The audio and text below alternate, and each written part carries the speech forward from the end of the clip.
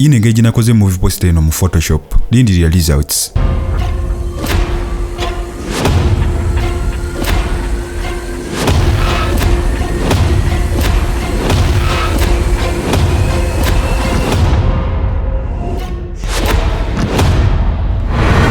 N'abami baniriza ku JVE Studios Jackson's Visions Entertainment, home of creativity. Mu video olwalero tugenda ku creating a movie poster eno nga tukozesa Photoshop.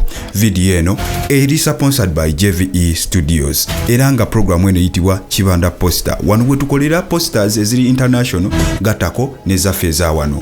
Mu video olwalero tugenda kola filimu eyitibwa Posho Hunt. Era nga filimu eno ekolebwa company eyitibwa Swibe oba Swab Videos. Watali kulanga kulala konna twolekere Photoshop.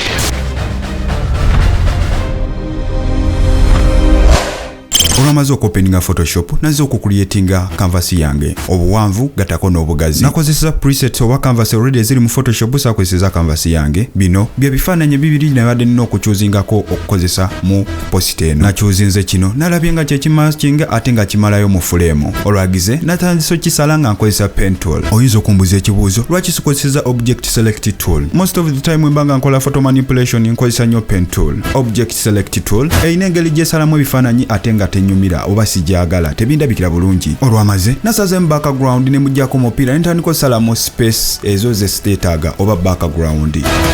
Wano nakuta omuvubuka ono ne muleta mu canvas na creatinze ng'oledi natadde mu background ya black.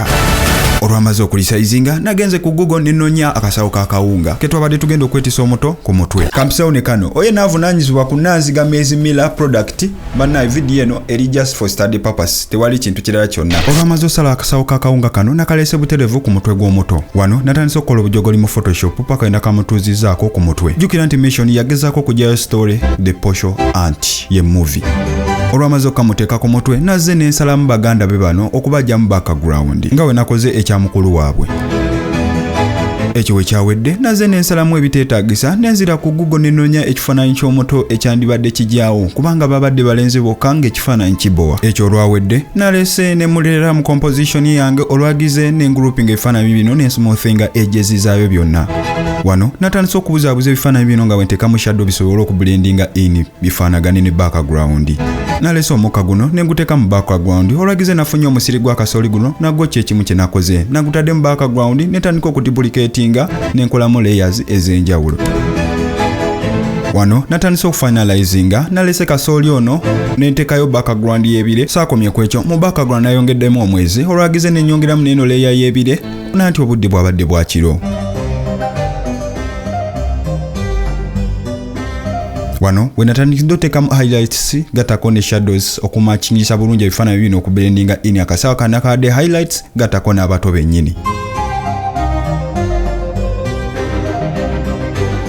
Abakyala n'abaami kampisawo ne kino sikola movie posters zokka nkola 3D logos, movie posters, music posters, video editing gatako ne social media posters. Obanga weetaaga services zange inbox me enamba eri mu bio.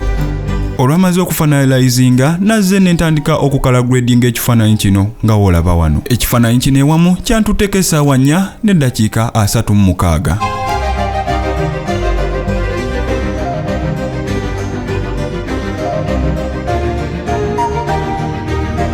Temwerabira ku followinga, ku likinga, ninamu ne ka icon ka YouTube wao genda okirikingemu kagenda kutwala buterevu ku YouTube channel yange. Subscribinga, waneno likinge, osharinge. Results zizino.